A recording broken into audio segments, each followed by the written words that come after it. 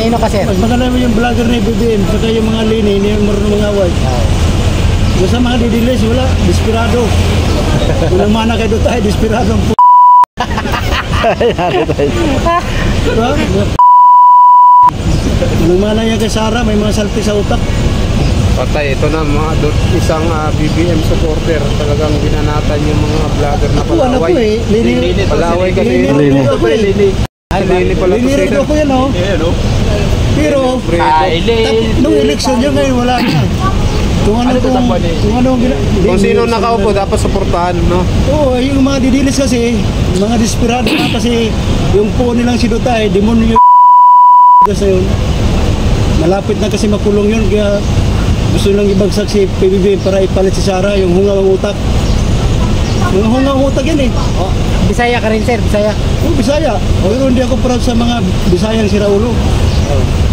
Katulad kay Dutay, Bisayang buwang.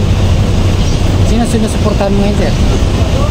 Wala mo kung sinusuportahan. Sa mga senador ngayon, sir, sino yung mga bit mo? Ang ano ko lang dyan, yung mga, ang bago ko dyan si Binora Balos, saka si Abby Binay. Si Abi Binay. Sa ano, sir, sa kakamping, sino yung mga... Parang dalawa lang sila eh. Si Keiko Pangilinan saka si Bero Aquino, pang dalawa lang sila. Eh, yung line-up ni Duterte at saka line-up ni BBM. Ay, wala yun. Ganun yun. Bagsak lahat. Ano sa akin yung mga animal na yun. Philip Salvador, pagkamatay daw sa para kay Duterte. Umpisahan mo na yun, pagkamatay ka na. Eh, kay BBM line-up. Kaya PBB, mayroon akong hindi gusto dyan. Hindi naman lahat, pero mayroon na akong ano. Si Lacson, yung gusto ko si Lacson. Sabi dito sa comment, sir, sorry ka kuya, Duterte kami. Eh, wala akong pagkalam kung Duterte ka. Basta kami lini, no? Oh, basta ako karamihan sa mga DDS, may mga ganyan, no? Malakas ayan, na si ano Sara. masasabi mo, LG? Ang mga Dutay, malalakas ang hangin sa utak. 100% BBM daw, oh. Ha? 100% BBM line-up. Hindi naman ano kasi may ayaw ko, lalo kay Lito Lapid, ayaw ko yan. Ayaw ko yan. Ayaw mo sa mga artista na, sir? Ayaw mo na sa mga artista? Wala naman gano'n, di naman si Ruben Padilla. May, saan ka makakita ng sandal may yung nakatirintas pa yung buhok nito, puta. Pataas pagbungot pa. Tapos wala. Ano na nangyari sa bansa natin ngayon? Ayan guys, may kanya-kanya naman tayong opinion. Sana Oo, walang magalit. Wag sanang magalit. Basta ang mga Duta Ayan si kuya. Sabi mo si Duterte, suntukan kami, puta. Nako, inamo na. Basta walang baril-barilan, walang bodyguard. Walang Suntukan lang. Walang hitman.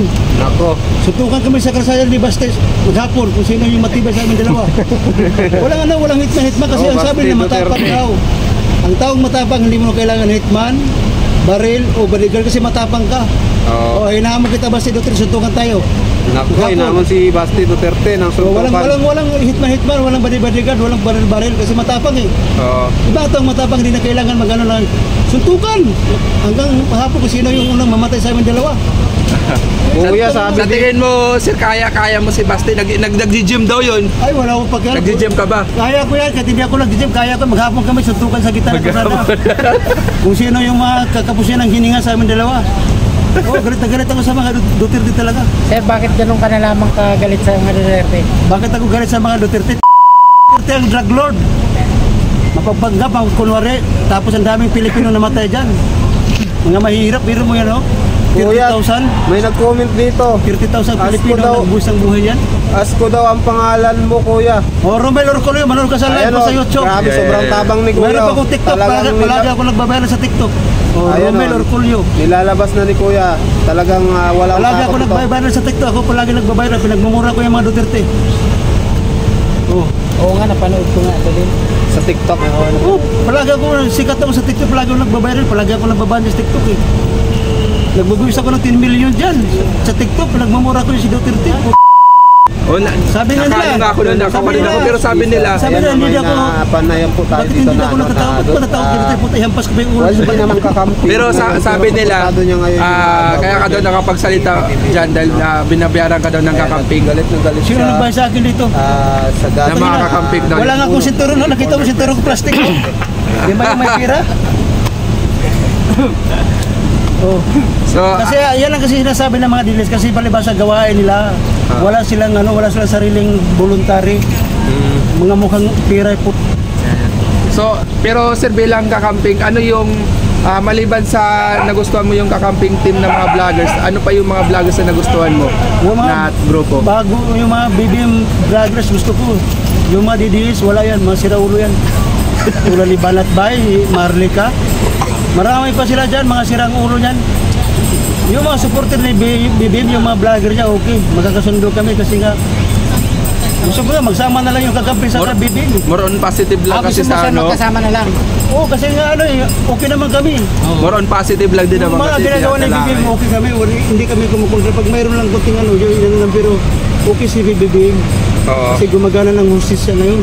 Saka pinaglaban ng bansa natin laban sa China. Yun, ang sa gusto West ko. Philippines. Yun ang the best. Pero how about yung last administration about sa West Philippines? Wala. Kumusta? Mag-jiski raw siya sa hampas ko pa yung jiski sa mukha niya. Puta na yan. Ang galing manloko ni Duterte, no? Diba? Sabi niya, Alam mo, Duterte, pag mabuhat ko na yung jiski, hampas ko sa ulo. Manluloko, mag-jiski na po ng China. Talagang sabi niya, binibiro ko lang naman kayo, maniwala naman kasi sinasabi ko. Tinan mo, diba? Puro mga ganyan ngayon. Nagkamali talaga ang Pilipinas pagboto kay Duterte. Tapos ngayon gusto pang bumalik mga po. pero sa tingin mo, during administration niya, naipaglaban niya ba yung West Philippines na yun? Wala, huwag kang maniwala dyan, manluloko po.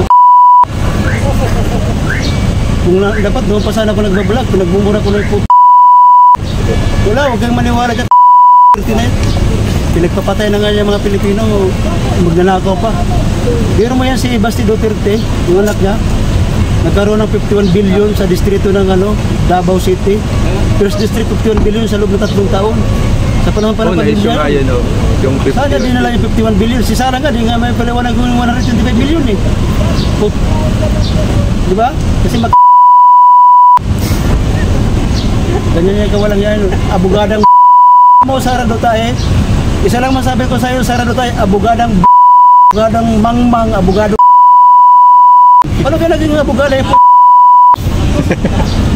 Di nga yung salita nga yan, di nga maintindihan eh. Di niya alam kung ano kailangan, palagi siyang may binabasa eh. Kasi pag abogada ka, dapat alam mo lahat yung mga sinasabi mo. Wala eh, di niya alam. Pag tinatanong siya, wala eh. Ulit na sinasabi niya. Katulad ng pinakahuli, hindi siya nag-retan kasi hindi naman siya witness. Ano daw siya? Wala, kaya galit na galit sa mga Duterte. Kaya talaga itong bayan, mga Duterte. Lalong-lalo na yung mga senador na mga boto yan. Oo. Huwag niya pang tama na yan. Huwag maniwala niya sa mga Duterte. Tama na, pumili na lang kayo ng iba. Huwag na niya. Tapos sa yung tangbay, pinahirapan ng tangbay. Tama na yan. At ngayon gusto lang agawin si... Diba, ang dami-dami lang sinasabi kayo. Nagpupulburon daw. Piki yun na video. Parang tayo nga ko pa nga ginagamit. Parang tayo nga ko yata ginagamit din eh. Yung video na pulburo na singot-singot daw. Parang nga sa'yo, sir, kamukha kayo ng Parang Sanji. mukha ko yata yun, tinakpan lang eh. Kung kumagana sa kumagana, parang tayo nga ko yata yung ginamit nila eh. Parang ako yata yun eh. Tinakpan lang yung mukha ni Bongbong Marcos. Sabi ko parang, pag tinitin ko yung video, sabi ko parang mukha ko yun ah. Parang tayo nga ko yun ah. Sabi ko parang tayo nga. Tinakpan lang yung ano. Ito, mga didilis. Mga didilis. Mga didilis. Mga idol. Ay, ano yan? Wala yan mga didili, sira ulo yan. Yeah, sira ulo. Dotae, sira ulo ka. Minura tayo mga kababayan. Dotae. Grabe, minura tayo mga This is my right. kapatid na daw yan. Pre, sayo, pre. Sayo, pre. Kala ko takot ko sa'yo. Gusto sutukan ko tayo dito. Oy, pre. Ay, nagkakainit na na! Lini to, Lini Robrito. Dotae. Lini. Dito. Pagka ma-high blood ka. Dotae.